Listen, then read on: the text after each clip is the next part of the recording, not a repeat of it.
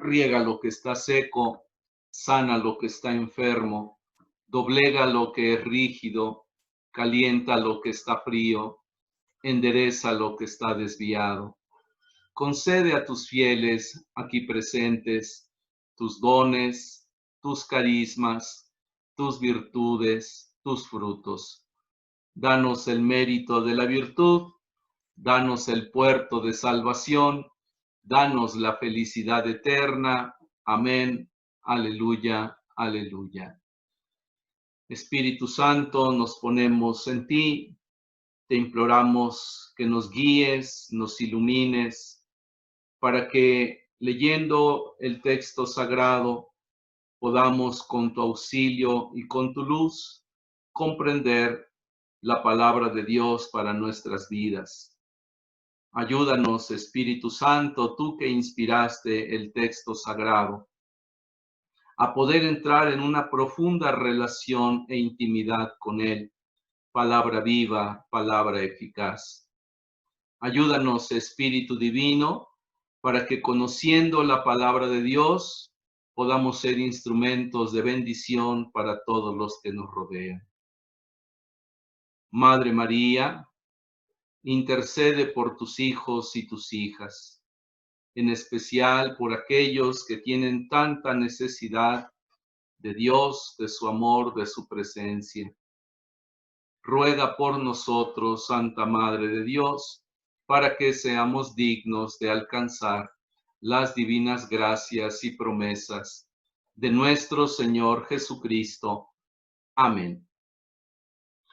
Pues nuevamente, buenas tardes y bienvenidos, hermanos y hermanas.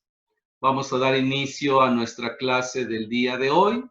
Primeramente Dios, esperemos concluir el día de hoy el primer método de interpretación bíblica, que es el método diacrónico, al cual hemos estado dedicando la clase pasada y bueno, la clase de hoy.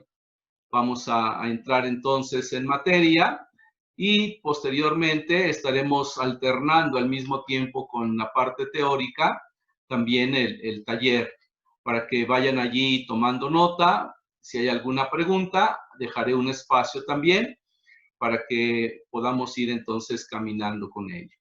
Les voy a compartir entonces la pantalla para que podamos entonces ver todas las presentaciones y a la luz de ello poder continuar con nuestra enseñanza el día de hoy. Pues muy bien, amados hermanos y hermanas, damos inicio en este momento a nuestro tema del día de hoy. Estamos, por supuesto, en este ambiente de la Sagrada Escritura en nuestra vida, estudiando los métodos de interpretación bíblica, que son los métodos católicos, los métodos que nos recomienda la Iglesia, para poder no solamente acercarnos al texto sagrado, sino para leer e interpretar de una manera adecuada. Hemos dado inicio con el primer método, que es el método diacrónico, y en este método diacrónico hemos ya caminado lo que es primeramente la crítica textual, donde hemos partido principalmente del origen de los textos sagrados, para dar posteriormente paso al análisis lingüístico y semántico, tratando de conocer el texto sagrado, ¿verdad? Al menos las palabras más cercanas o a veces más complejas, tratarlas de comprender como con la ayuda de un diccionario, con la ayuda de un comentario bíblico. Así que, amados hermanos y hermanas, allí es a donde vamos ahora. Hemos estudiado la crítica textual, es decir, el texto en su original lo más posible, y hemos visto que hay varias versiones de la traducción crítica, llamada así, de la Sagrada Escritura, que bien podemos nosotros utilizar para este trabajo. Y luego hicimos el análisis lingüístico y semántico para dar entrada posteriormente a la crítica literaria. Esta crítica literaria la hemos venido desarrollando principalmente en el análisis de las unidades literarias, y hablábamos de esto lo suficiente en la clase pasada. Veíamos que además de que todos los libros de la Biblia están organizados en capítulos y versículos, también están organizados principalmente para un estudio más profundo en unidades literarias. Una gran unidad, decíamos la semana pasada, una gran unidad, por ejemplo, es el discurso o el sermón llamado así, el Sermón del Monte, capítulos 5, 6 y 7 del Evangelio según San Mateo.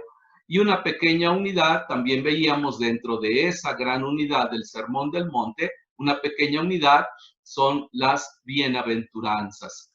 Y además de ese análisis de las unidades literarias que nos ayuda a ubicar cada texto en un contexto, también estudiamos brevemente el análisis de las fuentes literarias, es decir, cómo el texto en una cierta uniformidad de contenido teológico, de mensaje, ha venido caminando a través de la historia y cómo se vino conformando.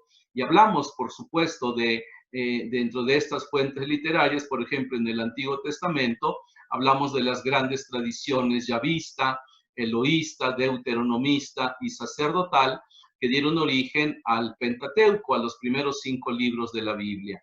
Aquí nos quedamos y se les quedó a ustedes una tarea de investigar el significado de los nombres de algunos personajes y también de algunas palabras que regularmente aparecen en la Sagrada Escritura y que a veces nosotros utilizamos de otra manera. No era tanto que me explicaran quién era el personaje o qué había hecho el personaje, sino qué significaba el nombre del personaje.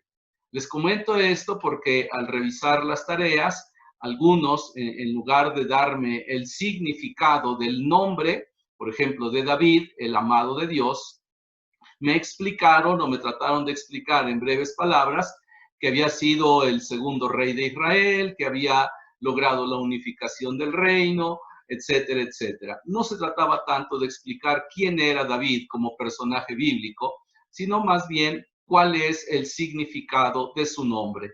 Lo mismo para el nombre de Jesús, el de Juan, etcétera, varios de ellos. Bueno, pero todo esto tiene que ver precisamente con esta crítica literaria con la cual nosotros nos estamos ayudando para poder entonces hacer una interpretación adecuada del texto. Por eso es que cada uno de nosotros debemos recurrir a lo que ya tenemos como recursos, como son las traducciones críticas de la Sagrada Escritura, los diccionarios bíblicos, los comentarios bíblicos y todo aquello que nos ayude para hacer una interpretación certera del texto sagrado.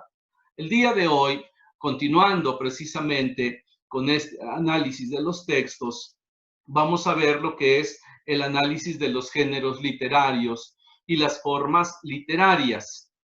En la Sagrada Escritura vamos a encontrar una gran serie de géneros literarios, desde el poético o lírico, el profético, el apocalíptico, por supuesto el narrativo, o también el género que tiene que ver con las leyes y por supuesto también algunas epopeyas que de repente son mencionadas. Así que vamos a adentrarnos ahora en este tema de los géneros literarios y de las formas literarias. La crítica literaria comprende el análisis precisamente tanto de los géneros como de las formas literarias de cada texto. ¿Qué cosa es un género literario o cómo lo podemos considerar? Bueno, con el nombre de género se ha designado la expresión literaria más extensa y global que abarca prácticamente todo un libro o todo el libro y que se caracteriza por los siguientes rasgos: una estructura reconocible, una orientación temática, una adecuación lingüística al tema. Es decir, cuando hablamos de géneros literarios, regularmente nos vamos a referir a todo un libro de la Biblia. Por ejemplo, el libro del profeta Isaías, su género literario es profético. El libro de el Apocalipsis, su género literario es apocalíptico. El libro del Evangelio según San Juan, su género literario es evangelio. El libro del Éxodo, su género literario es narrativo, y así. Entonces, con el nombre de género literario designamos la expresión, como dice aquí, más extensa y global que abarca prácticamente todo el libro, ¿verdad? Y todo el libro tiene entonces una estructura reconocible, una orientación temática y una adecuación lingüística al tema. Vemos, por ejemplo, aquí nos limitaremos a una presentación breve de los géneros literarios más importantes tanto del Antiguo como del Nuevo Testamento y también, por supuesto, de las formas literarias más comunes usadas. Tenemos que en el Antiguo Testamento los géneros literarios más sobresalientes son el histórico, el jurídico, el profético, el sapiencial, el didáctico y el apocalíptico. Estos géneros literarios, por supuesto, están presentes en varios de los libros del Antiguo Testamento. Por ejemplo, histórico se considera del capítulo 12 del libro del Génesis hasta que termina. Histórico también se puede considerar el libro del Éxodo. Jurídico, el libro del Deuteronomio, ya que es una segunda lectura de la ley. Profético, bueno, ahí tenemos los profetas mayores como Isaías, Jeremías, Ezequiel, pero también los menores como Oseas y otros más. Sapienciales o género literario sapiencial se considera aquellos libros principalmente que ayudan a la reflexión, como Sabiduría, Eclesiástico, Eclesiastés. Didácticos son aquellos libros que ayudan principalmente en el conocimiento de la doctrina. Y también allí puede entrar en algún momento el libro también de la sabiduría, por supuesto. Y de género apocalíptico en el Antiguo Testamento, principalmente tenemos el libro de Daniel, el libro del profeta Ezequiel y algunos capítulos también del libro de Joel. Así que entonces nosotros tenemos que ir ubicando a cada libro de acuerdo al género literario al que pertenece. En el Nuevo Testamento también tenemos géneros literarios: Evangelio, Hechos de los Apóstoles, Cartas y Apocalipsis. Estos géneros literarios, vuelvo a mencionar, se refieren precisamente a la totalidad del libro. Al libro lo vamos a clasificar, por decirlo de esta manera, de acuerdo al género literario al que pertenece. El escrito de San Mateo, San Marcos, San Lucas y San Juan, los 4 llamados evangelistas, por supuesto, todos ellos pertenecen al género literario evangelio. De Hechos de los Apóstoles solo tenemos un libro. Tenemos varias cartas o epístolas, varias de ellas son del apóstol San Pablo, otras de Pedro, otras de Santiago, otras de Judas, pero todas ellas entran dentro de este género literario llamado cartas. Con la que hay un poco de controversia es con la llamada carta a los hebreos, que de acuerdo al género literario y a los estudios que se han realizado, más bien debería determinarse como un discurso, pero bueno, es conocida como carta a los hebreos. Pero en su forma literaria es un discurso. Y tenemos también el libro del Apocalipsis. Bueno, entonces se trata primero de ubicar el libro, ¿verdad?, en el género literario correspondiente. Por supuesto, tanto las cartas y el Apocalipsis ya existían como géneros literarios y fueron adoptados por los escritores del Nuevo Testamento. En cambio, los escritos del Evangelio y los Hechos de los Apóstoles son creaciones totalmente cristianas. Así que entonces, género literario se refiere a la totalidad del libro, o el libro entra dentro de un género literario determinado. Pero las formas literarias ya hablan entonces de el interior de los libros. El término forma designa la unidad literaria de extensión menor con características propias de contenido y de expresión. Por ejemplo, dentro del género literario evangelio, en particular el Evangelio según San Marcos, vamos a encontrar formas literarias, ¿verdad? Unas que hablarán de milagros, otras que hablarán de parábolas, otras serán narraciones, y en algunas más, incluso, por ejemplo, en San Mateo, habrá también formas de carácter apocalíptico. Así que dentro de un libro que está clasificado en un género literario, las formas literarias nos ayudan a ubicar, como lo dice aquí en la diapositiva, esa unidad literaria de extensión menor, pero que tiene características muy propias, tanto de contenido como de expresión. Así que dentro de un género literario podrá haber diversas formas literarias. Y tarea nuestra es entonces ubicar, el reconocer a qué forma literaria pertenece el texto que estamos tratando de interpretar. En el Antiguo Testamento, las formas literarias más comunes que vamos a encontrar son formas de carácter narrativo. Por ejemplo, desde el capítulo 12 que nos habla del llamado de Dios a Abraham, son formas narrativas. El libro del Éxodo contiene también muchas formas narrativas. Esta forma narrativa se refiere a la manera en que son contados los sucesos que en algún momento incluso pudieron ser históricos y otras veces no fueron históricos, pero son también de alguna manera narraciones que ayudan a comprender o a ubicarnos en un contexto en el que estaba viviendo el pueblo una determinada circunstancia. Además del carácter narrativo, también tenemos formas de carácter jurídico. Jurídico se le llama a toda aquella forma que tiene que ver con normas, con leyes, con mandatos. A eso se le llama forma de carácter jurídico.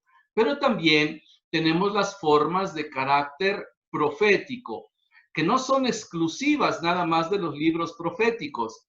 También en otros libros de la Sagrada Escritura vamos a encontrar este tipo de formas de carácter profético. Por ejemplo, en el libro del Éxodo. También de repente aparecerá, y en el libro de los Números, estas formas de carácter profético.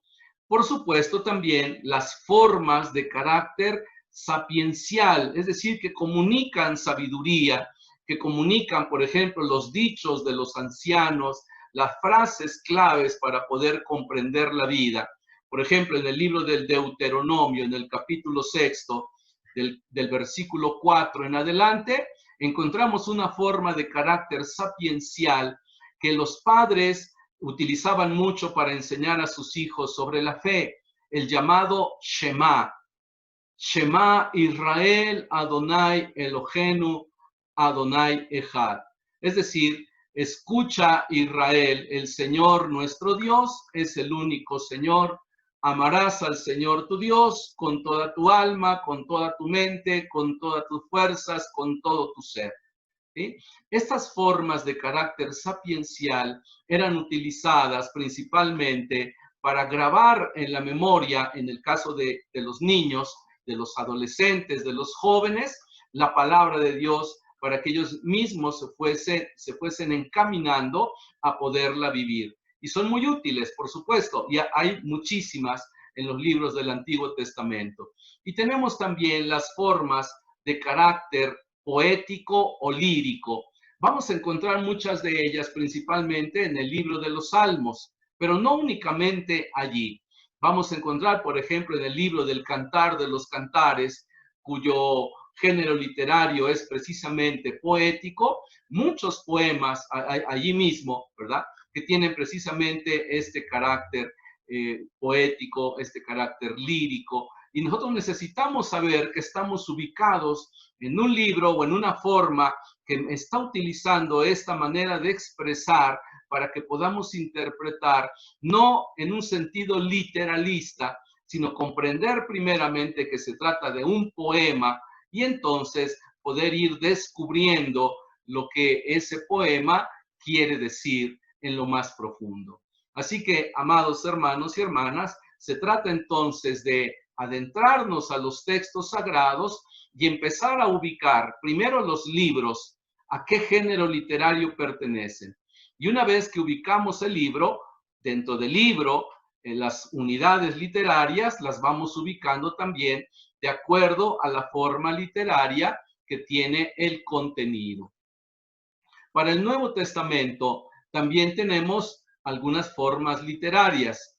Por ejemplo, tenemos las formas literarias de tradición doctrinal, que por ejemplo en el caso de San Mateo, que está organizado en 5 discursos, la tradición de este escrito del Evangelio raya mucho en esta tradición doctrinal, es decir, el escrito de San Mateo fue elaborado como una catequesis para catequistas, es decir, para personas que se iban a dedicar a continuar con la formación de los integrantes de la comunidad.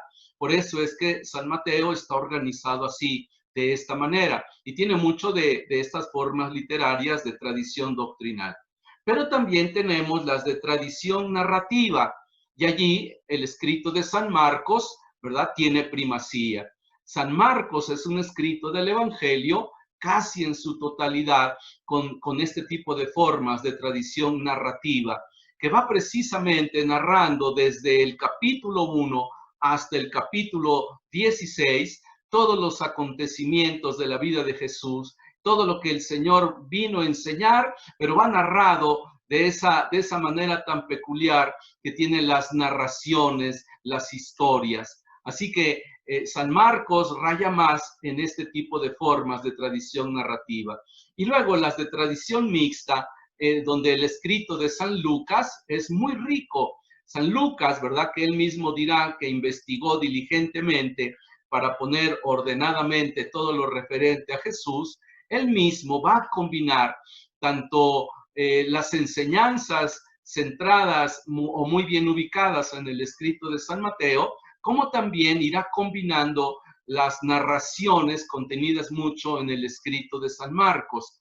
Por supuesto que Lucas también tiene su fuente propia, pero él irá combinando tanto la tradición doctrinal, las formas literarias de tradición doctrinal, con las de tradición narrativa. Y por eso tenemos este tipo de formas en el escrito de San Lucas, las de tradición mixta. Por supuesto, en el escrito de San Juan también tendremos una extraordinaria combinación, ya no únicamente de tradición narrativa y tradición doctrinal, sino también incluso de tradición litúrgica.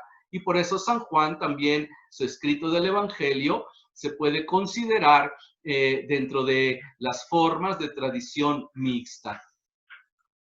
Vamos entonces a un ejemplo. A ver, tomemos el escrito de San Mateo en el capítulo 5, versículo 17 y luego versículo 43 en adelante. Nos dice: no piensen que he venido a abolir la ley y los profetas. No he venido a abolir, sino a dar cumplimiento. Habéis oído que se dijo: amarás a tu prójimo y odiarás a tu enemigo.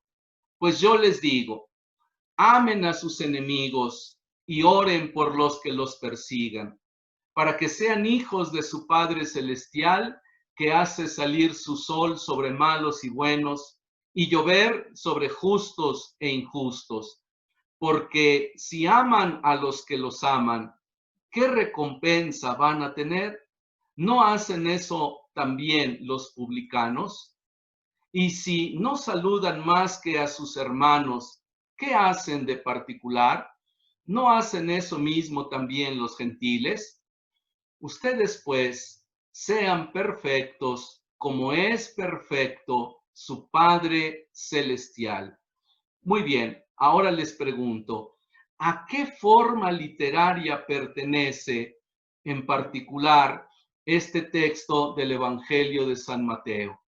Estamos en el capítulo 5, la unidad literaria mayor es el Sermón de la Montaña. Dentro de esta unidad literaria están estas palabras de Jesús y les pregunto, quisiera ver que ustedes me ayudasen respondiendo.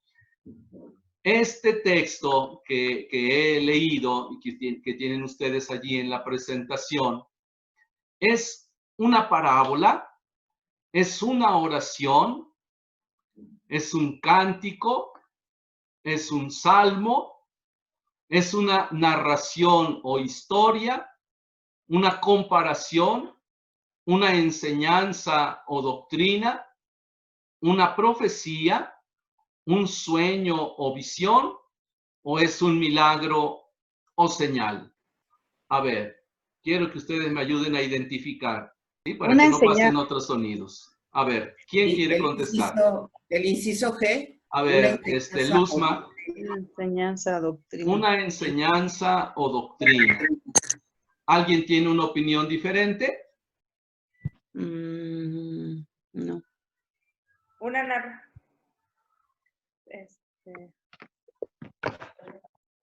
yo diría que uy, que me lo ¿verdad? Una enseñanza o doctrina, y también se ¿Sí? podría combinar narración o historia. No, no es una narración o historia. Es precisamente, como lo han dicho, una enseñanza o doctrina, por supuesto.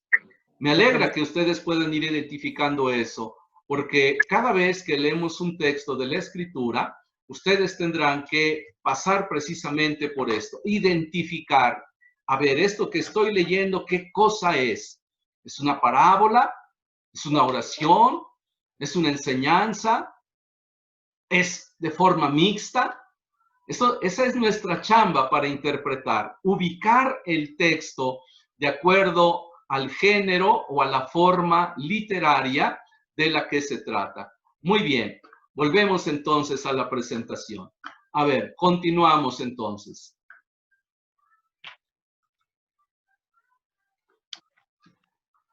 Hablaremos ahora de la crítica de las tradiciones. ¿A qué se refiere esto? Bueno, la crítica de las tradiciones trata de detectar la prehistoria oral de los textos sagrados, es decir, antes de que quedaran por escrito, estos textos sagrados vienen de una tradición oral. ¿Cuál es esa tradición oral a la que pertenecen estos textos de la Sagrada Escritura? Aquí tenemos que hacer un trabajo de investigación un poquito más profundo con respecto precisamente a ese texto al que le pretendemos hacer un trabajo de interpretación. Para lograrlo, ¿verdad? Busca entonces esta crítica de las tradiciones, busca descubrir las modificaciones que los textos originariamente en circulación bajo formas de perícopas aisladas han sufrido desde los orígenes de cada tradición en el curso de la transmisión oral. Igualmente, pretende descubrir el grupo transmisor responsable, de eventuales reelaboraciones ya en el estadio mismo de la tradición oral, ¿verdad? Es importante el ir ubicando cuál es el caminar que ha tenido este texto sagrado. Así que entonces, amados hermanos y hermanas, además de ubicar el género literario y la unidad literaria a la que pertenece el texto al que tratamos de interpretar, necesitamos también conocer la tradición de la que viene ese texto. Tomemos como ilustración del Antiguo Testamento el relato del diluvio en el libro del Génesis, capítulo 6, versículos del 1 al 9, y el capítulo 6, versículo 1 al capítulo 9, versículo 17. En la base de estos textos tradicionales están los mitos sumerio y babilónico, particularmente la epopeya de Gilgamesh, una epopeya narrada, ¿verdad? Según unas tablas que se encontraron, que datan del año 2500 antes de Cristo. Si nosotros nos trasladamos históricamente al momento en el que empezó a ponerse por escrito la narración del diluvio en el libro del Génesis, pues tendríamos que ir a dos tradiciones. La yavista del siglo IX, antes de la era cristiana, y probablemente la sacerdotal del siglo VI antes de Cristo.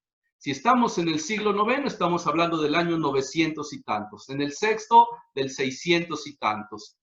Esta epopeya de Gilgamesh fue escrita al menos 1600 años antes. Así que podría ser esta epopeya de Gilgamesh, la base primeramente de tradición oral y escrita para lo que ocurrió con la narración que nosotros tenemos en nuestra Biblia del diluvio en el libro del Génesis. Yo sé que algunos al escuchar esto a lo mejor van a decir, ¿cómo? No es posible. ¿Qué sucede con esto? Nos han timado durante mucho tiempo, pero eso no nos debe sorprender. Nosotros tenemos que tener en cuenta que los escritores sagrados, ¿verdad? Tomaban, voy a decirlo así, tomaban en préstamo estos mitos extrabíblicos y configurándolos en conformidad con la fe de Israel, se formaron dos tradiciones diferentes del diluvio, como ya había señalado. La yavista en el siglo IX y la sacerdotal en el siglo VI, con puntos de vista diversos. Por ejemplo, la cesación del diluvio como vuelta a la normalidad, según la tradición yavista, o vista la cesación del diluvio como una nueva creación operada por Dios, según la tradición sacerdotal. A ver, hagamos entonces este ensayo.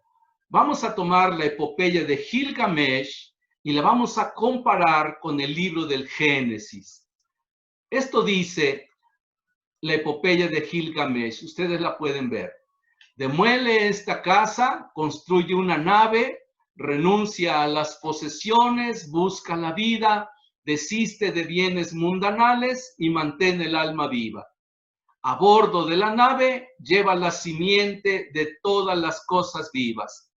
El barco que construirás, sus dimensiones habrá que medir. Igual será su amplitud y su longitud. Como el absulo te echarás. Entendí y dije, ea mi Señor. Eso dice en la epopeya de Gilgamesh. ¿Qué dice en el libro del Génesis? Dice, hazte un arca de maderas resinosas. Haces el arca de cañizo y la calafateas por dentro y por fuera con betún. Y de todo ser viviente, de toda carne, meterás en el arca una pareja para que sobrevivan contigo. Serán macho y hembra. De cada especie de aves, de cada especie de ganados, de cada especie de sierpes del suelo, entrarán contigo sendas parejas para sobrevivir. Así es como la harás. Longitud del arca, 300 codos. Su anchura, 50 codos. Y su altura, 30 codos. Como ven, al comparar ya la parte inicial de los relatos, vemos que tienen semejanzas. Pero continuemos leyendo más adelante todavía. Dice la epopeya de Gilgamesh, cuantos seres vivos tenía, cargué en él.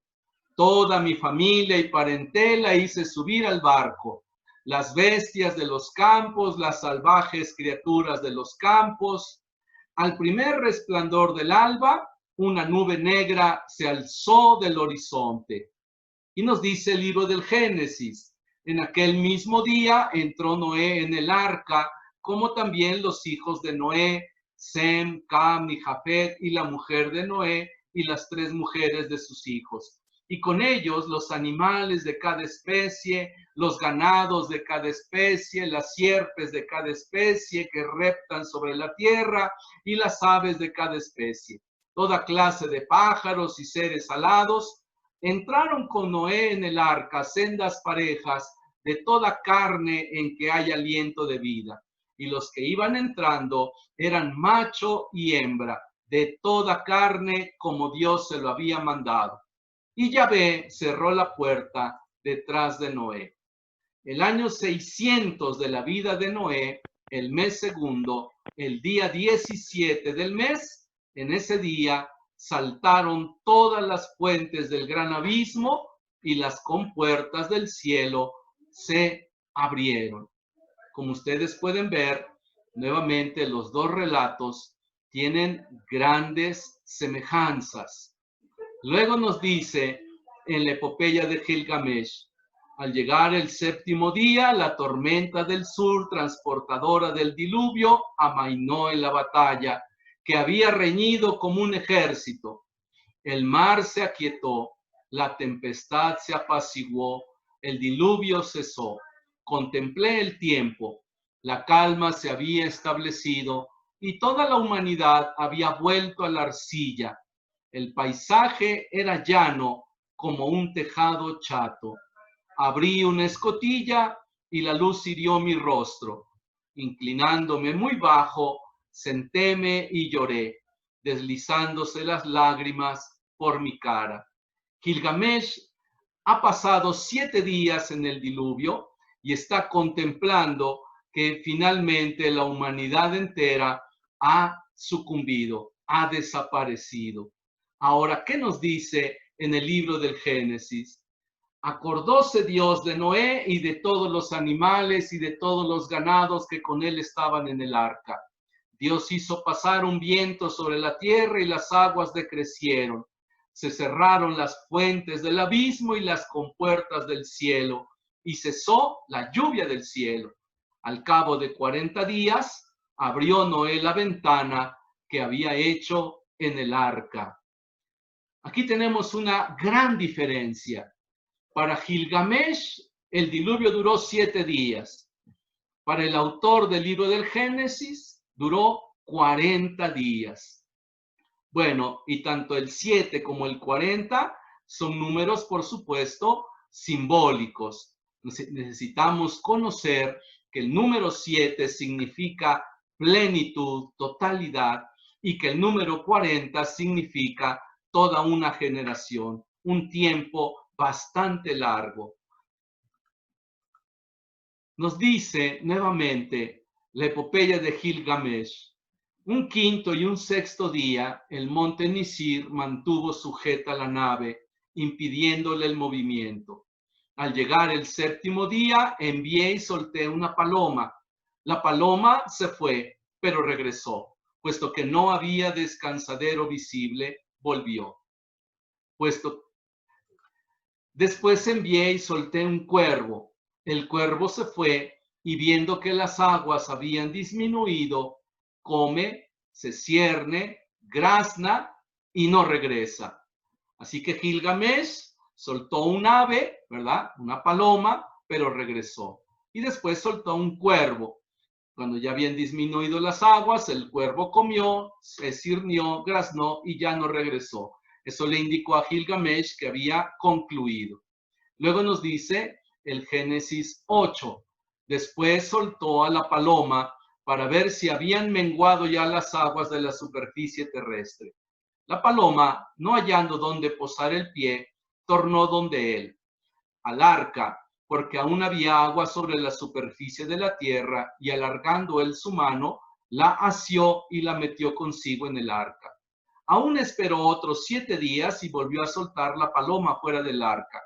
La paloma vino al atardecer y he aquí que traía en el pico un ramo verde de olivo, por donde conoció Noé que habían disminuido las aguas de la cima de la tierra. Pero el versículo 7 nos dice que soltó al cuervo, el cual estuvo saliendo y retornando hasta que se secaron las aguas sobre la tierra. Gilgamesh primero soltó una paloma y después soltó al cuervo. Y aquí en el libro del Génesis es a la inversa.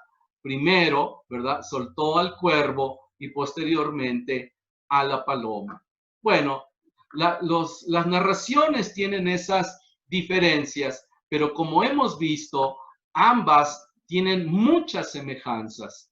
Sin embargo, la situación histórica de cada escrito, Gilgamesh, 2500 años antes de Cristo, la narración del diluvio, año 900 al 600 antes de Cristo. ¿Qué podemos concluir de esto? Inciso A.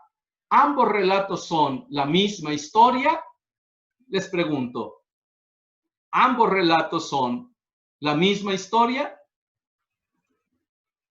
El relato de Gilgamesh pudo ser base del relato del Génesis, es decir, el escritor sagrado solo tomó la epopeya de Gilgamesh, le dio unos retoques y la incluyó en las narraciones del libro del Génesis, o el hagiógrafo adaptó un relato ya existente desde una visión teológica para explicar un tema particular, la esperanza de los que agradan a Dios. Les escucho. ¿Qué me dicen ustedes? ¿Qué piensan de ello?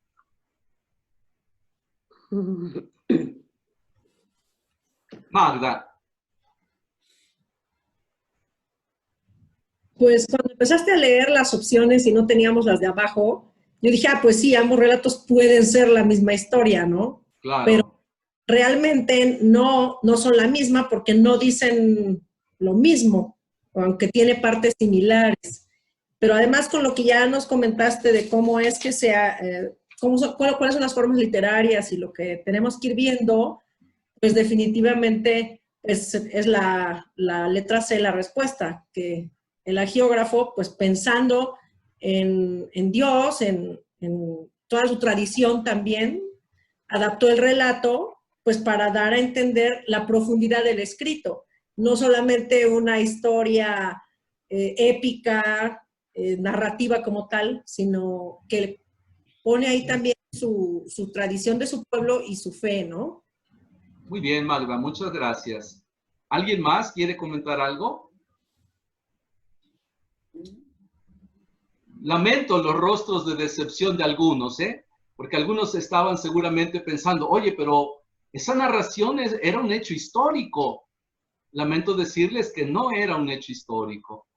Es un hecho, ¿verdad? Es un texto que el agiógrafo, basándose precisamente en aquella epopeya de Gilgamesh, adaptó desde su propia realidad, desde su propia teología, desde su percepción de Dios, lo adaptó como una enseñanza que se incluyó en el libro del Génesis, precisamente para dar a entender un mensaje más profundo que la epopeya de Gilgamesh. Bueno, la epopeya de Gilgamesh se llama así, no porque sea algo histórico, no fue un hecho histórico lo que ocurrió. Es un cuento, una novelita, voy a decirlo de esta manera, que se utilizaba precisamente como los juglares, voy a decirlo así, utilizaban estas narraciones para entretener al público, ¿verdad? Y entonces lo iban haciendo de una manera asombrosa, narrativa, y así fue plasmada posteriormente en unas tablillas donde quedó, ¿verdad? Y fue descubierta hace ya algunos cientos de años. Pero lo cierto es que el escritor sagrado, en este caso de la tradición yavista y de la tradición sacerdotal, tomaron esa epopeya para incluirla en el libro del Génesis, que en hebreo se dice Bereshit, ¿verdad? La incluyeron allí para dar precisamente una enseñanza, la esperanza de los que agradan a Dios. Esa esperanza no falla. Martín. Sí, Gonzalo. Yo nada más, mi comentario es que no puede ser ambos relatos la misma historia, aunque hay similitud en algunas formas, en algunas palabras, pero no me parece que sea la misma historia. Sin embargo, yo considero que el relato pudo ser base del relato del Génesis. O sea, el relato de Gilgamesh pudo ser base, pero lo adaptó de acuerdo a la teología, como lo mencionas ahí al final, para que realmente nosotros, bueno, todo aquel que lo leyera en su momento, pudiera tener siempre esa gran esperanza de que Dios siempre se ha ocupado de su pueblo. Muy bien, Gonzalo, muchas gracias. ¿Alguien más? ¿Algún otro comentario?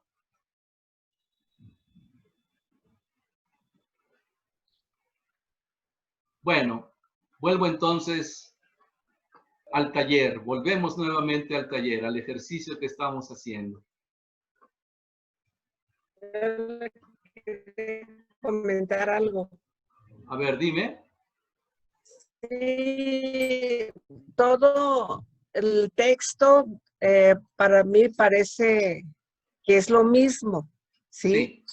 Pero Dios iluminó al agiógrafo para que se diera a entender el texto, ¿sí? Porque de alguna manera es entendible, sí, de ambos, pero para mí que la gente entendiera lo que estaba dando Dios a entender, o sea, para que nosotros conociéramos o entendiéramos bien esa narración. Sí, ¿Sí? O no ciertamente, irnos por un... sí, Irene, ¿verdad? Sí, Sí, ciertamente el agiógrafo, ¿verdad? Iluminado, inspirado por el Espíritu Santo, tomó ese relato ajá, de Gilgamesh, lo adaptó a la realidad del pueblo, pero aquí lo ajá, importante y lo interesante es el mensaje que da a través del escritor sagrado. El mensaje que da es: todos aquellos que confían en Dios, todos aquellos que esperan en Dios, no van a ser defraudados. Y eso es algo muy importante. En el caso del relato de Gilgamesh, finalmente termina, como lo vimos, termina llorando, ¿verdad? Él ve la destrucción de toda la humanidad y simplemente llora. ¿Por qué? Porque ya no había más allá, ya no hay más respuesta. En cambio, en el relato del Génesis, ¿verdad? El agiógrafo, tomando de esa misma narración ficticia, da un mensaje muy importante. Todos los que confían en Dios no serán defraudados. Muy bien, ahora vamos a lo siguiente. Siguiendo los principios católicos de interpretación, lectura en el espíritu, analogía de la fe, intención del autor, la tradición de la iglesia, el contenido y unidad de la Sagrada Escritura, Noé es figura de quién? ¿De quién es figura Noé? ¿Qué me dicen? ¿De quién es figura? Pues de Jesús, ¿no? ¿De Jesús? Muy bien. De Dios. ¿De Dios? ¿De Dios o de Jesús? Mm, de Jesús. de Jesús. De Jesús. Ujú. La familia de Noé es figura de quién? La familia de De la La iglesia. iglesia. Muy Dios. bien, de la iglesia. iglesia. El arca, esa arca de madera, es figura de quién? De la cruz, de la salvación. De la cruz, muy bien. El diluvio es figura de qué? El diluvio figura de la... Del bautismo. Del De la bautismo, resurrección de Cristo. de la resurrección de Cristo.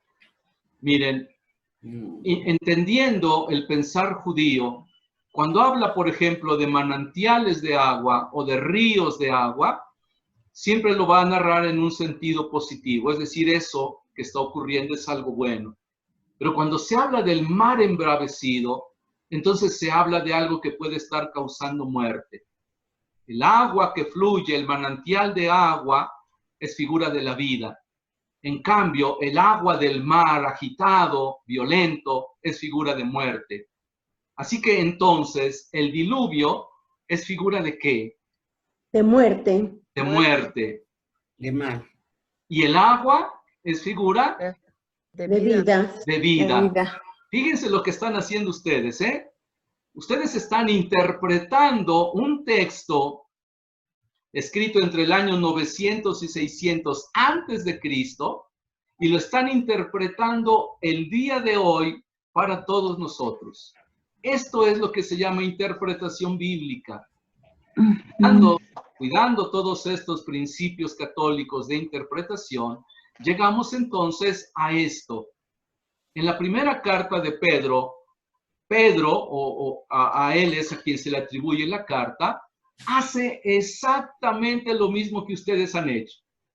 Dice el texto de la primera carta de Pedro, capítulo 3, versículos 20 y 21. Hablando de los antepasados, dice: en otro tiempo incrédulos, cuando les esperaba la paciencia de Dios en los días en que Noé construía el arca, en la que unos pocos, es decir, 8 personas, fueron salvados a través del agua.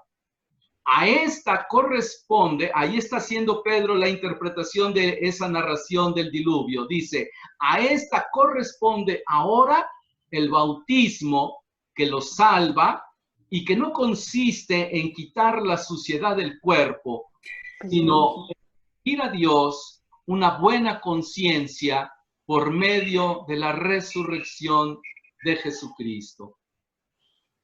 El autor de la carta de Pedro, Pedro mismo, vamos a decirlo así, está haciendo lo que ustedes hicieron también, una interpretación del pasaje del diluvio en el libro del Génesis, y lo está trasladando ahora, poniéndolo como figura de lo que ocurre en el bautismo. Y por eso nos dice el Catecismo de la Iglesia en el número 1219. La Iglesia ha visto en el arca de Noé una prefiguración de la salvación por el bautismo. En efecto, por medio de ella, unos pocos, es decir, 8 personas fueron salvados a través del agua. Ahí está citando el texto que puse antes de la primera de Pedro.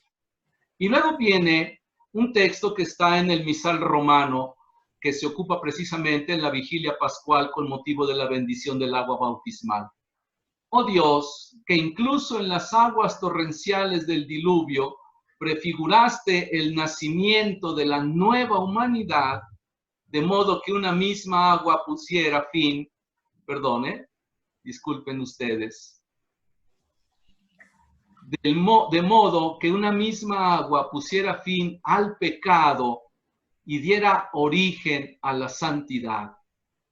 Por esa agua, ¿verdad?, somos sumergidos en la muerte de Cristo y salimos del agua como criaturas nuevas, resucitados para Cristo. Eso es lo que ocurre en el momento de ser bautizados. El agua, ¿verdad?, que viéndola como agua de mar es símbolo de muerte, y viéndola como agua, como manantial que corre, es símbolo de vida. El agua en el sacramento del bautismo simboliza esos dos momentos: muerte al pecado, vida nueva en Cristo como hijos e hijas de Dios. Bueno, vamos entonces. ¿Qué sigue con esto? En cuanto al Nuevo Testamento, aquí tomamos un ejemplo del Antiguo Testamento para ir caminando con esas tradiciones que dieron origen a los textos sagrados, y que nosotros vayamos tomando en cuenta que cuando interpretamos un texto de la Sagrada Escritura, podemos acudir precisamente a esas tradiciones para tener más certeza en la interpretación. En cuanto al Nuevo Testamento, es evidente que la multiplicación de los panes debió ser inicialmente un relato muy sencillo. Jesús en el desierto ha dado de comer a una grande multitud con unos pocos panes y peces. Así nos lo narra San Marcos en el capítulo 6, versículos 35 al 44. Pero la tradición litúrgica de la Iglesia ha establecido una relación entre ese milagro y la institución de la Eucaristía. De tal manera que, a ver, si alguien tiene su micrófono encendido, le pido por favor que lo apague para que no nos genere alguna distracción. Por favor, muchas gracias. La tradición litúrgica de la Iglesia, entonces, ha colaborado de tal manera que en el momento de la redacción de los escritos del Evangelio, la tradición litúrgica ya existía. Así que la tradición litúrgica también ha hecho un aporte muy importante en la narración, en este caso de este milagro de la multiplicación de los panes. Esto se ve muy claro al comparar el relato de la multiplicación de los panes y los gestos de la cena del Señor con sus discípulos. Ustedes lo pueden analizar allí en el Evangelio según San Mateo, capítulo 26, versículo 26, San Marcos, capítulo 14, versículo 22 y siguientes, o en el Evangelio según San Lucas, también capítulo 22, versículos 19 en adelante. El gran aporte que se hace desde la tradición litúrgica a este milagro, que debió haber sido primero un relato muy sencillo, es toda la coincidencia, vamos a decir, tan asombrosa entre ese milagro de la multiplicación de los panes y la celebración de la cena del Señor. De este modo, el relato primitivo ha obtenido un primer desarrollo gracias a la tradición litúrgica. Así nos vamos a encontrar con muchos pasajes también en el Nuevo Testamento. Pasajes de varias tradiciones, sobre todo cuando leemos los escritos sinópticos. ¿Cuáles son los escritos sinópticos? Si alguien me ayuda. Lucas, Mateo y Marcos. Los escritos del Evangelio según San Mateo, según San Marcos y según San Lucas. Allí tenemos entonces que ubicar muy bien, ¿verdad? ¿Cuál es la tradición a la que se remonta el pasaje bíblico que estamos teniendo en cuenta para la interpretación? Y llegamos entonces a la crítica de la redacción. Crítica de la redacción. El análisis de los escritos bíblicos, según la crítica o historia de la redacción, se propone reconstruir el proceso de la redacción final, es decir, el texto canónico, tal como lo tenemos nosotros en nuestras Biblias, y el papel desempeñado por el último redactor. No solo para los escritos del Evangelio, sino para todos los escritos del Antiguo y del Nuevo Testamento, vale la afirmación de que el redactor final es a la vez y en cierta manera compilador, escritor, teólogo y evangelista, en el caso de los escritos del Evangelio. Recoge y selecciona el material necesario, lo reelabora desde el punto de vista estilístico y temático, lo sistematiza y distribuye. En algún caso, lo integra con adiciones más o menos largas. Este trabajo tan complejo crea un nuevo texto con carácter unitario y propio. Por ejemplo, el Evangelio según San Lucas. ¿Qué hizo este escritor sagrado, este agiógrafo? Tomó las tradiciones orales, investigación personal, pero también tomó los textos escritos que ya existían. Ya para el tiempo en que San Lucas compone su obra, alrededor del año 75, ya existía el Evangelio según San Marcos y ya existía, al menos en arameo o hebreo, el texto también de San Mateo. Así que él hace precisamente esto que estamos viendo aquí. San Lucas va a compilar, a escribir, a hacer reflexiones teológicas y va a reelaborar desde su propio punto de vista estilístico y temático para sistematizar y distribuir su escrito del Evangelio para presentarlo, como él mismo lo dice, de una manera ordenada. ¿Sí? Pero ese escrito, ¿verdad?, viene también de otras redacciones, viene de otros textos que San Lucas tomará como fuente para construir su propio escrito del Evangelio. Por ejemplo, en el Antiguo Testamento tenemos dos tipos de libros que de alguna manera podríamos decir nos narran lo mismo, pero son también profundamente diferentes. Tenemos, por ejemplo, en el primer libro de las Crónicas, que se silencia el reinado de David en Hebrón durante 7 años. Y se destaca su largo reinado en Jerusalén, porque quiere subrayar el autor que David reina sobre todo Israel y que la capital del reino es Jerusalén. O también tiene mucho cuidado el autor de eliminar todo lo que pueda ir en desdoro del rey David. Por ejemplo, el adulterio con Betsabé y el asesinato de Urías. Así que estas dos narraciones, que sí los encontramos en el primer libro de Samuel y en el segundo libro de Samuel, en el libro de las Crónicas, no los van a encontrar. ¿Sí? No van a encontrar allí el adulterio con Betsabé y el asesinato de Urías. ¿Por qué? Porque el autor del libro de las Crónicas quiere resaltar la importancia del reinado del rey David en Hebrón y sobre todo, principalmente, sobre todo Israel, con su capital en Jerusalén. ¿Sí? Esto se hace, o esto lo encontramos cuando nos dedicamos precisamente a hacer ese análisis de las tradiciones. Por ejemplo, en el caso del Pentateuco, vamos a encontrar 2 listas de mandamientos. Yo creo que ustedes ya las han leído. Una la pueden leer en el libro del Éxodo y otra la van a encontrar, es una relectura en el libro del Deuteronomio. Y aunque parecen que es lo mismo, son también muy diferentes. Nos dice el libro del Éxodo que es de tradición eloísta. La tradición eloísta surge alrededor del siglo VIII antes de la era cristiana, cuando los reinos de Israel y Judá se han separado. Nos dice, entonces pronunció Dios estas palabras diciendo, yo Yahvé soy tu Dios, que te he sacado del país de Egipto, de la casa de servidumbre. No habrá para ti otros dioses delante de mí, etcétera, etcétera. He querido poner en color rojo las frases que resaltan los mandamientos. Aquí, por ejemplo, en el versículo 2, yo Yahvé soy tu Dios. Eso se refiere al primer mandamiento. Luego, en el versículo 3, no habrá para ti otros dioses delante de mí. Otro mandamiento más. Versículo 7, otro más. No tomarás en falso el nombre de Yahvé.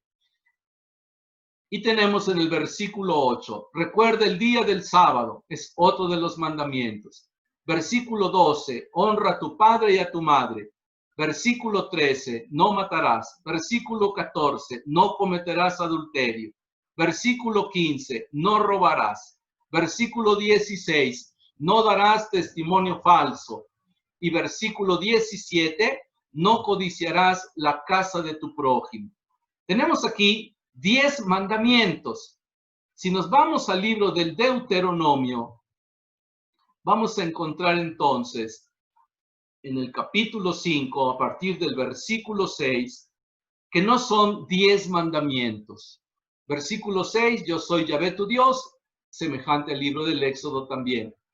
Versículo 7, no habrá para ti otros dioses delante de mí, también parecido al libro del Éxodo.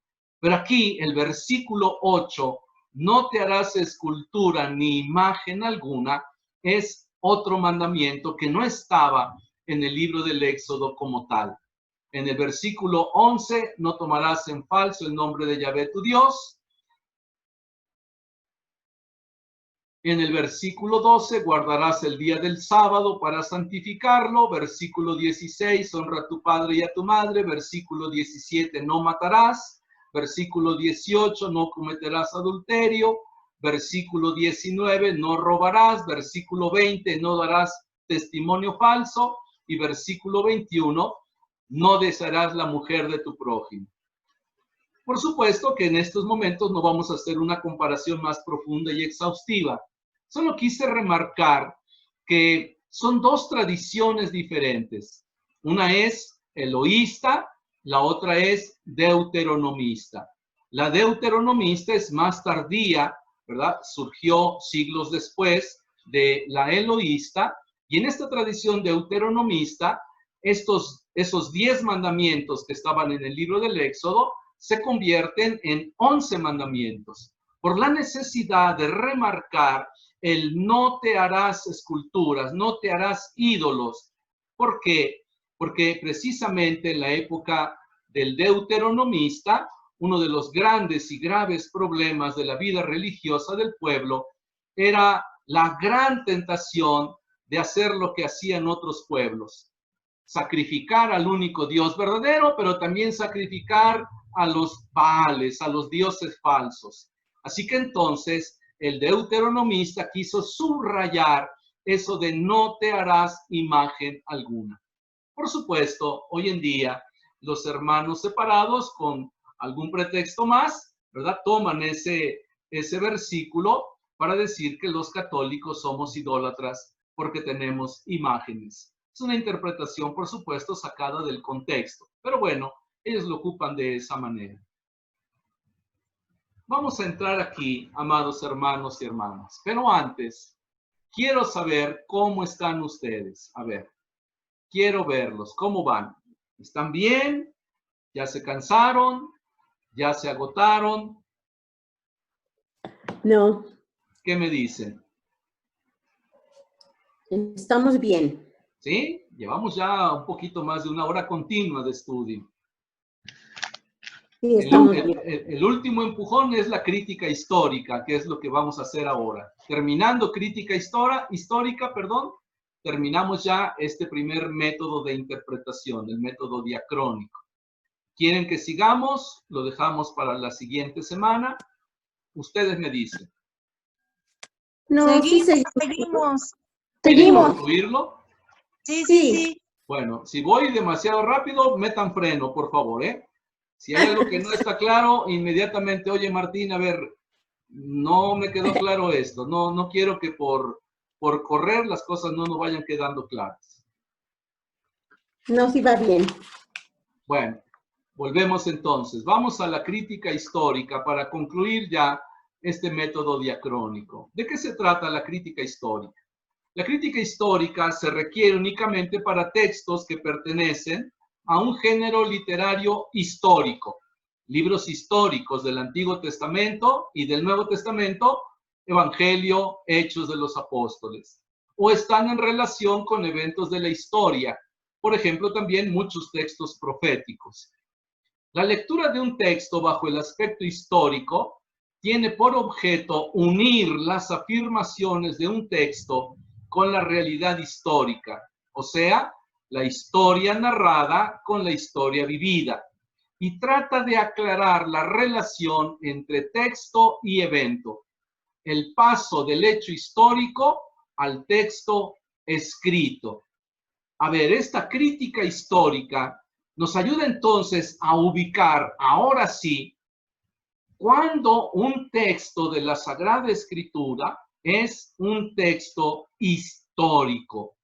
Cuando me está hablando de un hecho que ocurrió en el pasado y del cual hay evidencia no únicamente en la Sagrada Escritura, sino aún en otros escritos de autores no precisamente hagiógrafos. Pongamos un ejemplo muy sencillo y muy rápido.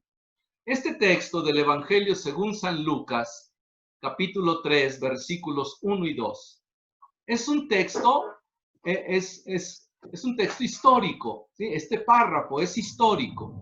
Nos dice, en el año 15 del imperio de Tiberio César, siendo Poncio Pilato procurador de Judea y Herodes tetrarca de Galilea, Filipo, su hermano, tetrarca de Iturea y de Traconítida, y Lisanias, tetrarca de Abilene, en el pontificado de Anás y Caifás, fue dirigida la palabra de Dios a Juan, hijo de Zacarías, en el desierto.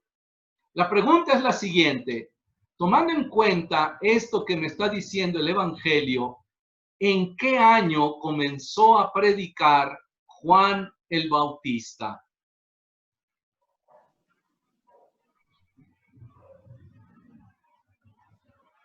¿En qué año? Aquí me lo está diciendo. En el año 15 del imperio de Tiberio César. Muy bien, ahora hay que investigar. Hay que irnos al diccionario bíblico, hay que irnos a la investigación de la historia bíblica y entonces vamos a obtener los siguientes datos. Fíjense muy bien. Herodes el Grande fue rey de Judea del año 37 al año 4 antes de la era cristiana. Herodes murió en el año 4 antes de la era cristiana. Y esto nos da un dato interesante porque si fue Herodes el Grande el rey que recibió a aquellos magos de Oriente que venían buscando al niño Jesús, entonces el niño Jesús, ¿en qué año pudo haber nacido? En el año 5 antes de Cristo. Tuvo que haber sido entre... O en el 6. O en el 6, o en el 5, tal vez hasta en el 7, aunque podría ser una fecha tardía. Pero pensando lo que Herodes, ¿verdad?, preguntará, investigando sobre el niño, y le dirán, y él manda matar a los niños de 2 años para abajo. Eso quiere decir entonces que más o menos Herodes pensaba que el niño Jesús, cuando los magos lo buscan, tendría alrededor de 2 años.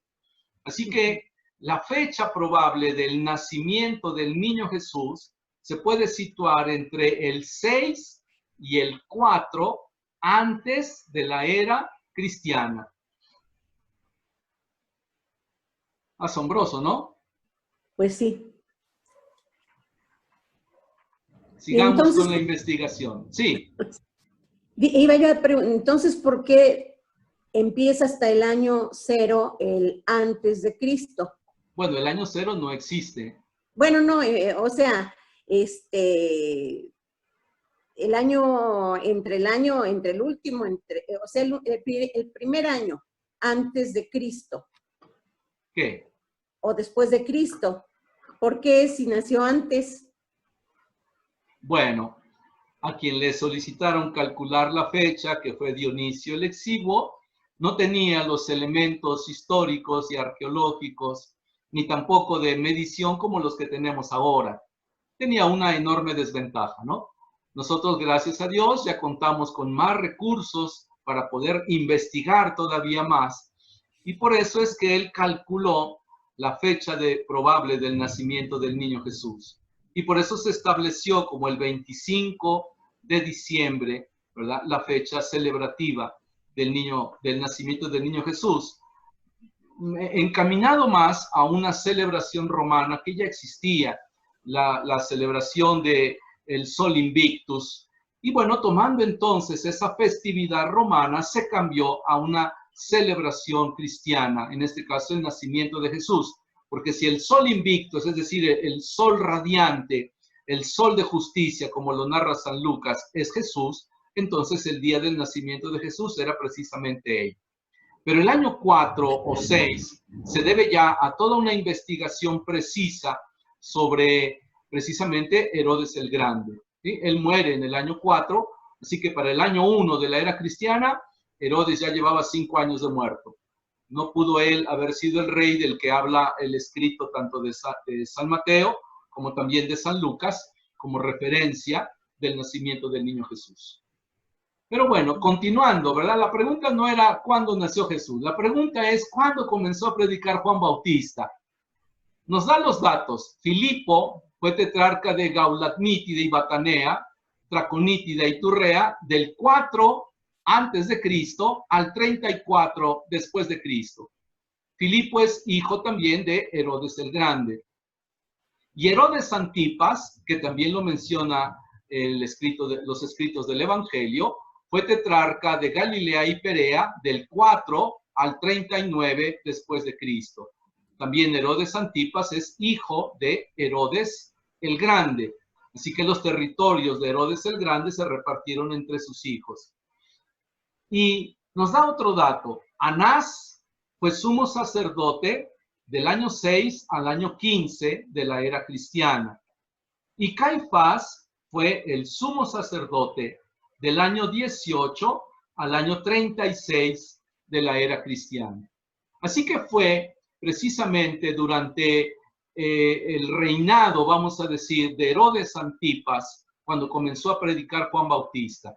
Y también cuando Caifás era el sumo sacerdote. Así que más o menos vayan ustedes sacando cuenta, ¿sí? El año 15 de Tiberio. Tiberio fue emperador romano del año 14 al año 37 de la era cristiana. A ver entonces, si él comenzó a ser emperador en el año 14, y nos dice San Lucas que en el año 15 de Tiberio empezó a predicar Juan el Bautista, más o menos en qué año de la era cristiana comenzó a predicar Juan Bautista.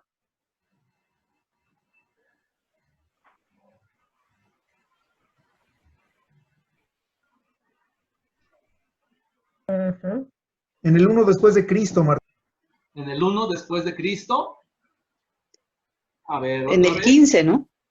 A ver, vuelvo a lo mismo. Tiberio fue emperador del año 14 de la era cristiana al año 37 de la era cristiana. Cuando Juan el Bautista comienza a predicar, Tiberio ya llevaba 15 años de emperador. ¿En el año 15? En el año 15 no. de Tiberio, pero no es el año 15 de la era cristiana. Tiberio comenzó a ser emperador en el año 14 y cuando Juan el Bautista comienza a predicar, Tiberio ya llevaba 15 años de emperador En el En 30. el 29. Alrededor del año 29, exactamente. Alrededor del año 29 de la era cristiana, muy probablemente Juan el Bautista comenzó a predicar. Más exactamente, de acuerdo al calendario romano, Juan el Bautista pudo haber empezado a predicar entre el año 28 y el año 29. O, según el cómputo del calendario sirio, Juan el Bautista pudo haber empezado a predicar entre el año 27 y el año 28 de la era cristiana.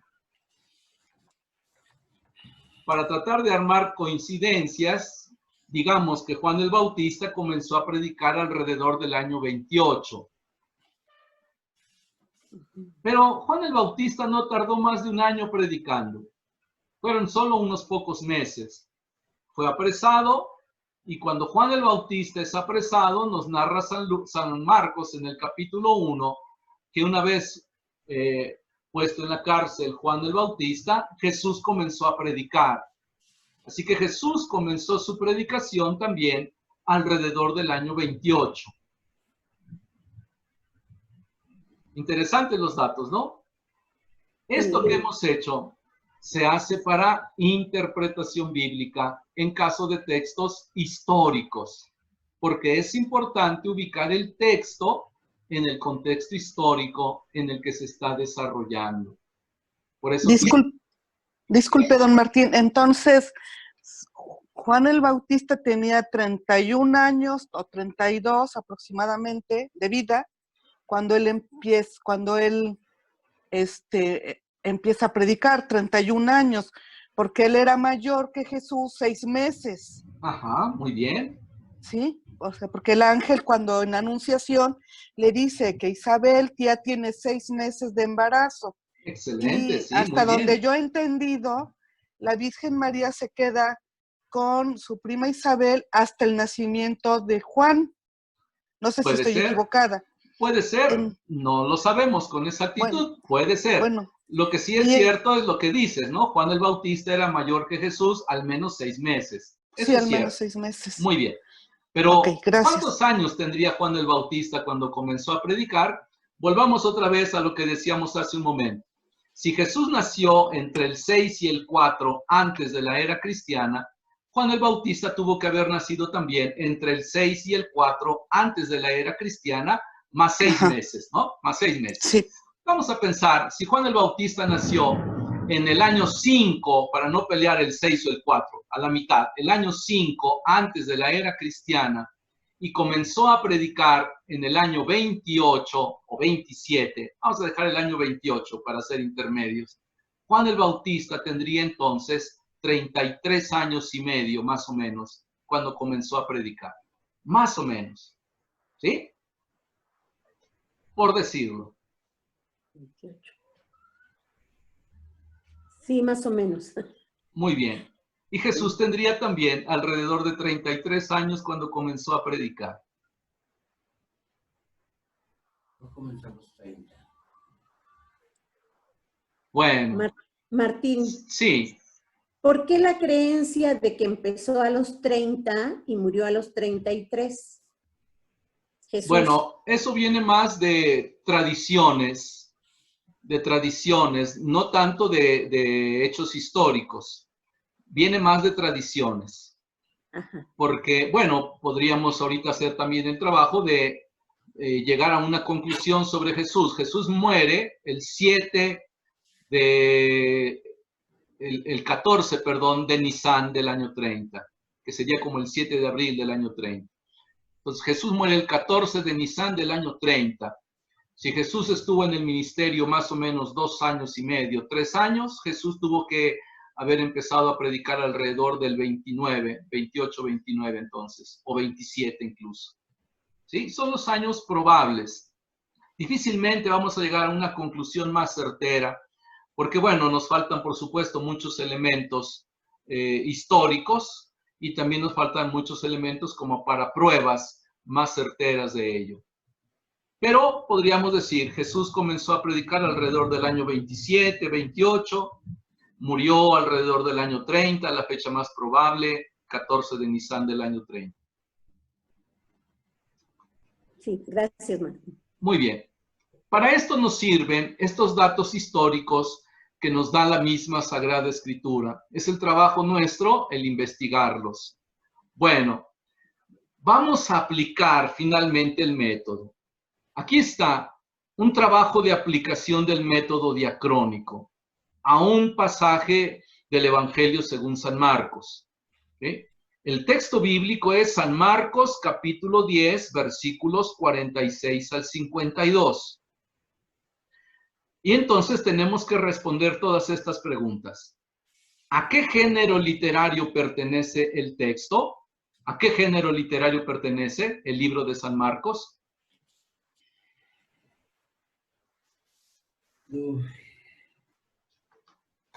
Había que leerlo primero. ¿Quién sabe? No me digan que no saben, porque ahí entonces sí van a reprobar todos. Histórico, ¿no? Porque pues ahora sí que todos los evangelios, ¿no? Género literario, evangelio. Ese es el género literario, evangelio. No es un libro profético, ni tampoco es un libro sapiencial, no es un libro de oraciones, es finalmente evangelio. Histórico en algunos pasajes, pero no todo el libro es histórico. Todo el libro de San Marcos, como el de San Lucas, el de San Mateo y el de San Juan, pertenecen al género literario evangelio. Dentro del libro de San Marcos hay varias unidades literarias y tienen también diferentes formas literarias. Unas serán históricas, otras narrativas, otras parábolas, otras milagros, otras enseñanzas, etc. Pero en sí, todo el libro de San Marcos, género literario, evangelio. ¿Cuáles pueden ser las unidades literarias? ¿A cuál de ellas pertenece el texto bíblico central que estamos aquí tratando de interpretar? ¿Qué formas literarias aparecen en la unidad literaria donde se encuentra el texto? ¿En qué lugar geográfico se encontraba Jesús? ¿Qué significa el nombre del lugar? ¿Qué interpretaciones podemos descubrir? Fíjense, todo este trabajo nos lo da precisamente el método diacrónico. Vamos a hacerlo muy rápidamente porque sé que ya llevamos suficiente tiempo de estudio. Nombre del libro, Evangelio según San Marcos. Autor del libro, Juan Marcos. Eso lo sabemos por la tradición de la iglesia. Género literario, evangelio. Escrito dirigido a comunidades de judíos y gentiles convertidos al cristianismo. Eso lo pueden leer en la introducción al Evangelio según San Marcos. Todos los libros de la Biblia tienen una introducción. En esa introducción les dicen si se sabe quién lo escribió, a quién dirigió el escrito. En qué año fue publicado, también aparece en la introducción al libro. Año aproximado, 64 de la era cristiana. El objetivo de todo el libro, el objetivo de todo el Evangelio de San Marcos es presentar a Jesús como el Evangelio del Padre y como Hijo de Dios. Esa es la intención de San Marcos al entregarnos este hermoso escrito llamado Evangelio según San Marcos. Aquí están las unidades literarias. Primera unidad, preparación para el ministerio. Comienza en el capítulo 1, versículo 1 y se extiende hasta el versículo 12. Esa es una unidad literaria. Luego otra unidad literaria es el ministerio de Jesús en Galilea, que comienza capítulo 1, versículo 14 al capítulo 7, versículo 23. Esa es toda una gran unidad literaria. Como ustedes pueden ver, son varios capítulos. Luego, la tercera unidad literaria de este evangelio nos habla de los viajes de Jesús fuera de Galilea y comienza en el capítulo 7, versículo 24 y se extiende hasta el capítulo 10, versículo 52. Luego, la cuarta unidad literaria es el ministerio de Jesús en Jerusalén, Comienza en el capítulo 11, versículo 1 y termina en el capítulo 13, versículo 37. Y la última unidad literaria del escrito de San Marcos es la pasión y resurrección de Jesús, que se encuentra en el capítulo 14, versículo 1, hasta el versículo 16, versículo 20.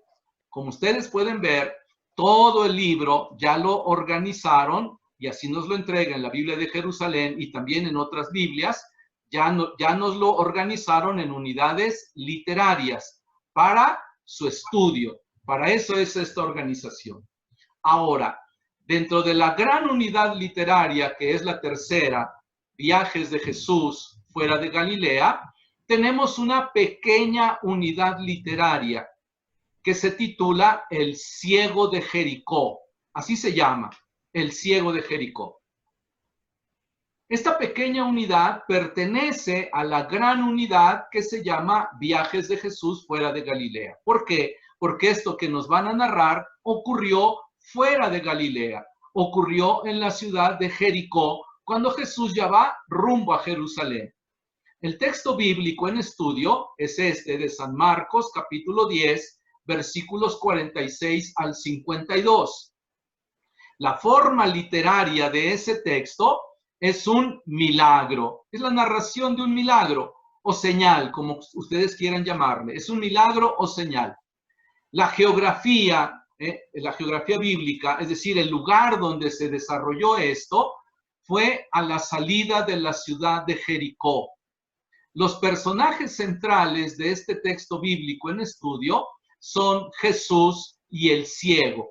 Ese ciego tenía un papá que es conocido. El papá de ese ciego se llamaba Timeo. Por eso algunos incluso al ciego le llaman Bartimeo. La palabra Bar es una palabra aramea o hebrea que significa hijo de. Entonces, Bartimeo es el hijo de Timeo. Ese mismo dato nos los da ahí el texto del Evangelio. Como parte de la investigación bíblica que quise hacer muy breve para este texto, hay mucho que investigar. Podríamos haber investigado, por ejemplo, qué significa Jericó. ¿Se acuerdan de la tarea? ¿Qué significa Jericó? Ciudad de las lunas.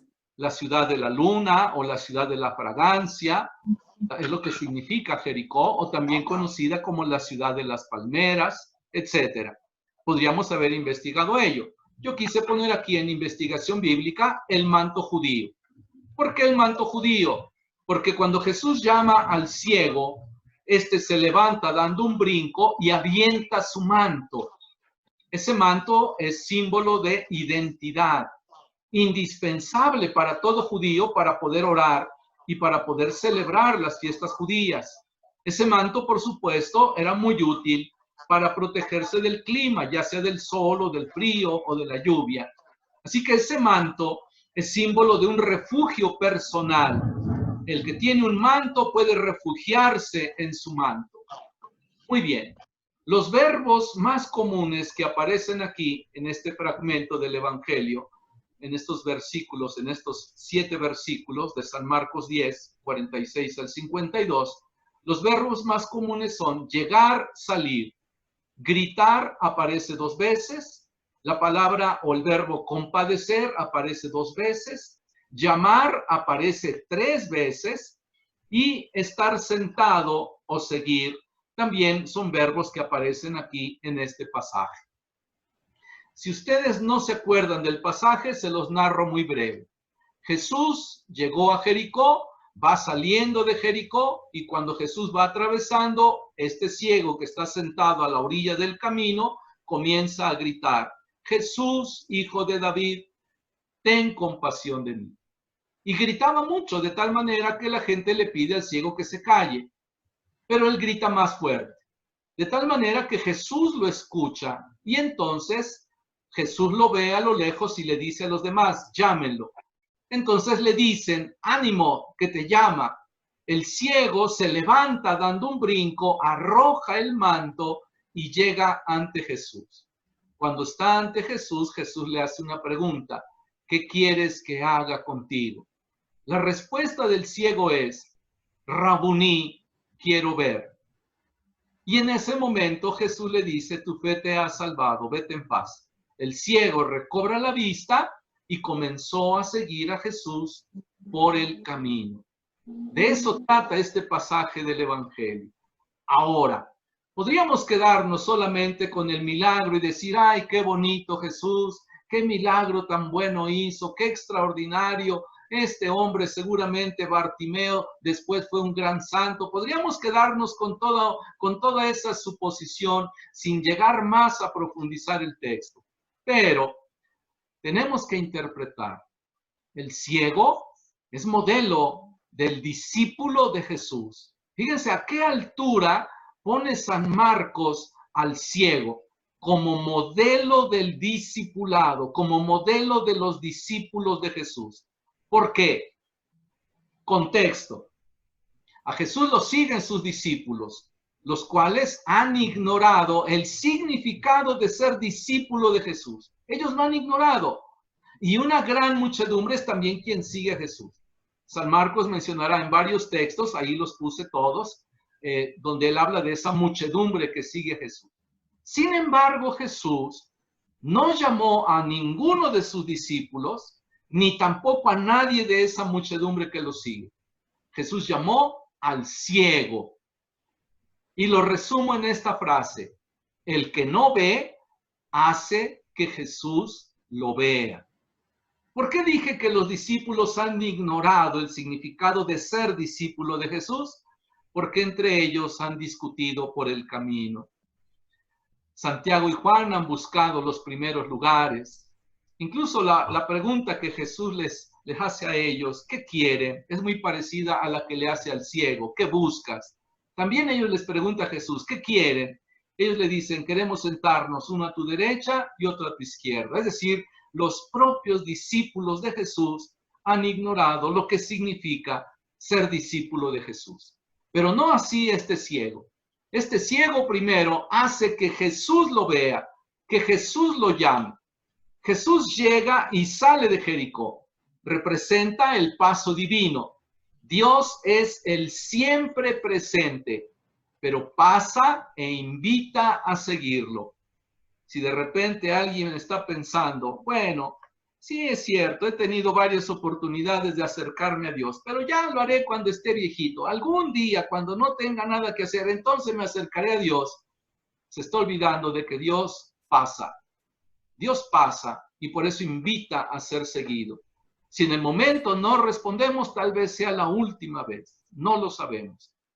Pero Dios llega y pasa. Eso hace Jesús. Llegó a Jericó y ahora está pasando. El ciego es llamado. Estaba sentado junto al camino, dice el versículo 46. Ahora es llamado por Jesús, versículo 49. La gente le dice, ánimo, levántate, te llama. Él arroja el manto. Se está despojando de lo inútil, de los paradigmas, de las tradiciones que ya no están generando vida, de intereses particulares, de sus aspiraciones personales. El ciego se está despojando de todo, de ese refugio en el que él se había metido. A veces nosotros nos refugiamos demasiado en tantas cosas. Bueno, el ciego se despoja de todo ello y por eso da ese brinco. Se puede brincar cuando se está ligero. Cuando se está sobrecargado, a veces no se puede ni caminar. Dar un brinco es símbolo de entusiasmo, de fe, de esperanza. Y así llegó a Jesús. Es lo que el ciego buscaba. ¿Qué buscaba el ciego? Estar ante Jesús. Eso es lo que él quería. Estar con Jesús. No se puede estar con Jesús amando otras cosas. La pregunta clave, ¿qué quieres que te haga? Es la pregunta de Jesús al ciego, versículo 51. Los discípulos fallaron la respuesta, pues ellos buscaban los primeros lugares. El ciego responde, Rabuní, que significa maestro, maestro de maestros, que vea. Lo reconoce como su maestro y quiere verlo.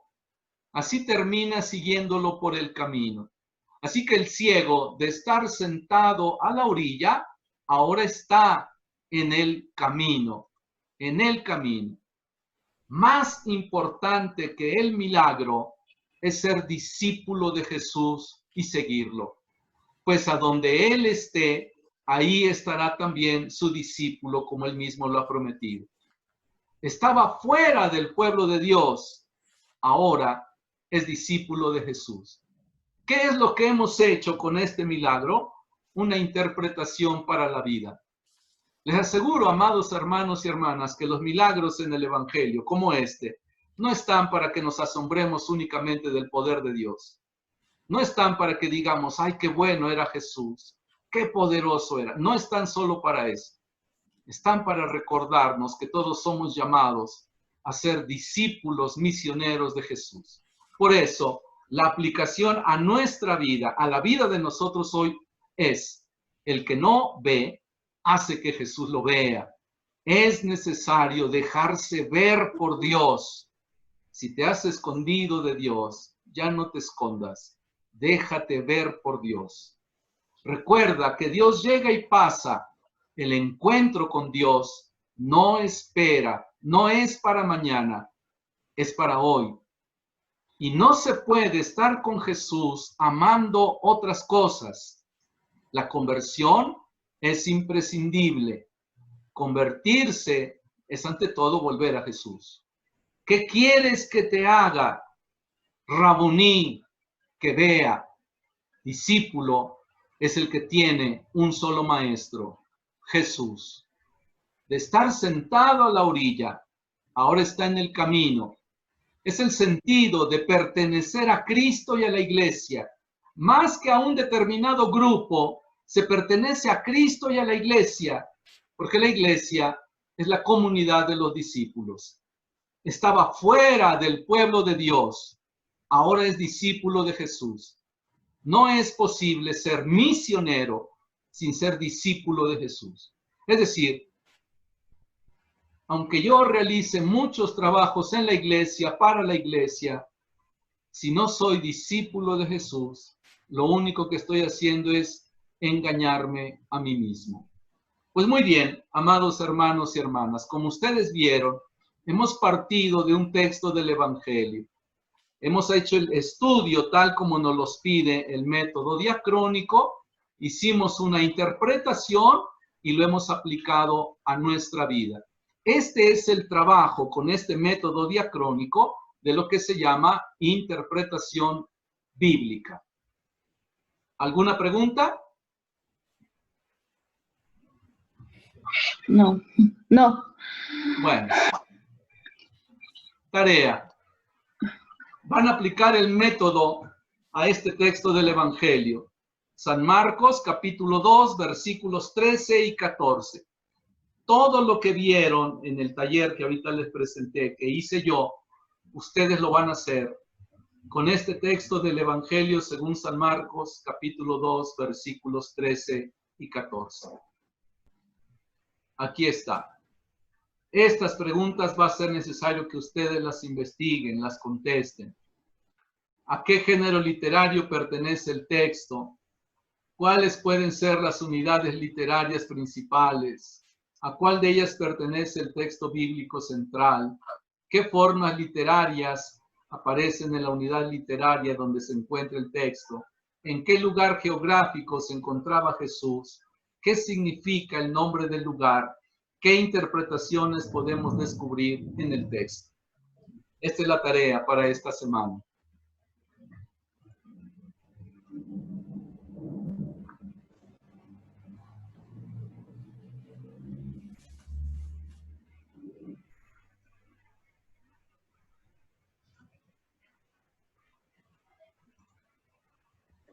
Ahora sí. Va a estar muy interesante.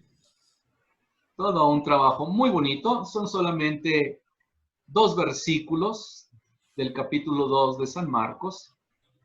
Así que ubiquen las unidades literarias, las formas literarias, todo ello.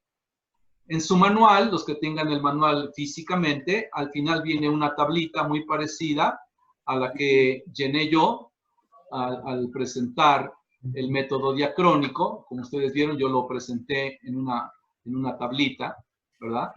ustedes también al final en el libro, en los apuntes, quienes lo tienen físico también tienen esa misma tablita, y los que lo tienen, que les llegó vía correo electrónico, también al final viene esa misma tablita. Esta que estoy presentando ahora, ustedes la tienen. Ya está organizado, ustedes tendrán que llenar cada una de las celdas, ¿verdad? De acuerdo al trabajo que van a realizar con ese texto de San Marcos en el capítulo 2.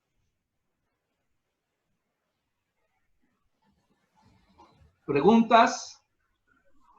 Señor Martín, la tablita que está en la página 37 es la que vamos a llenar con la tarea. No sé qué página sea, pero Bueno, sí, la bueno, acá tablita, yo tengo la- allí dice unidades literarias, pequeña unidad, texto bíblico, forma literaria, todo eso. Esta es la que vamos a llenar Así es. con Esa las la van a ir preguntas, llenando. con las preguntas que usted nos dijo. Las preguntas que están ahí son de referencia para llenar esa misma tablita. Para eso les sirven las preguntas. Ok. Para tomarlas de referencia, pero ustedes van a ir anotando los datos en esa tablita. Ya que la termine, le toman una foto y me la envían. Ok. ¿Sí? Ujú. O sea, no va a venir como las tareas pasadas para le tomamos foto y se la enviamos. Sí, ustedes ya tienen la tabla. Por eso en esta ocasión Oscar no les va a hacer llegar la tablita o el cuestionario otra vez. No, ustedes ya lo tienen en su libro. Así que ahí en el librito ustedes lo van a llenar. ¿Sí? Y ya que lo tengan lleno, le toman una foto y me envían la foto del trabajo que han hecho. Gracias, señor Martín. ¿De qué? Bueno, el día de hoy nos hemos llevado casi ya 2 horas de la reunión. Les agradezco mucho su paciencia, su generosidad en el tiempo. Y bueno, el ejercicio les va a ayudar a reafirmar todavía más el método diacrónico. Aunque lo fui explicando parte por parte, el método diacrónico se sintetiza en esto, en esa tablita que les estoy entregando. De eso se trata el método. ¿Sí? Tendrán necesidad seguramente de ocupar un diccionario bíblico, así que les vuelvo a decir, en internet pueden buscar diccionario bíblico católico para consultar alguna palabra, alguna frase o el nombre de alguno de los personajes que aparecen allí en este texto de San Marcos capítulo 2. ¿Sí? Ok. Sí, Martín. Martín, una pregunta. Sí, Rosita. Sí, en la parte de arriba de la tabla, de la página 37, ¿también lo llenamos? No sé qué diga la página 37, Rosita. No tengo el libro aquí a la mano. Es donde dice autor del libro. Autor del libro, sí, así es. Todo eso tienen que llenar. Todo eso tienen que llenar. Ah, está bien, sí. Gracias, Es el texto bíblico Mateo 46:52, precisamente. No ese es el texto bíblico que les he dejado. Perdón. Es Marcos. Les he dejado el de San Marcos, capítulo 2. Así es. No, el que está en la tablita es Marcos 46:52. Sí, ese es el que hicimos hoy. Es el que hice yo para ustedes como ejemplo. Pero el que les queda de tarea es el de San Marcos, capítulo 2. Versículos 13 y 14, ¿verdad? Para ser más preciso, es el llamado de Jesús a Leví. Vocación de Leví. Así es. Sí, está bien. Ese es el texto que ustedes van a utilizar. Bueno. Otra pregunta, la última. ¿Se puede? El bautismo de Jesús también fue como 3 años antes, ¿verdad? Bueno, aproximadamente. 3 años antes de quién no, o de porque supuestamente. Ahora sí me sacaste de contexto. No. Es que se supone que Jesús fue bautizado, se supone que Jesús fue bautizado a los 30 años.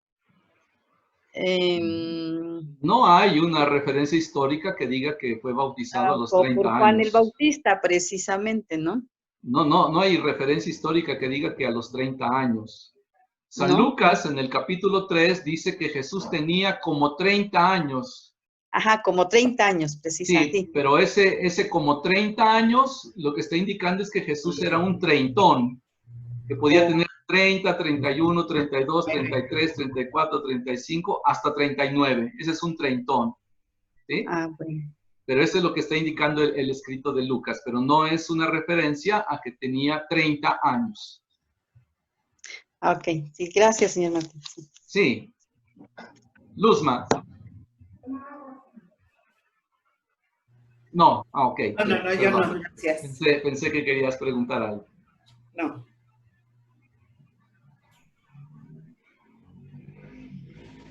Bueno, si ya no hay preguntas o comentarios, vamos a darle gracias a Dios. Este video seguramente lo subiré en 2 partes.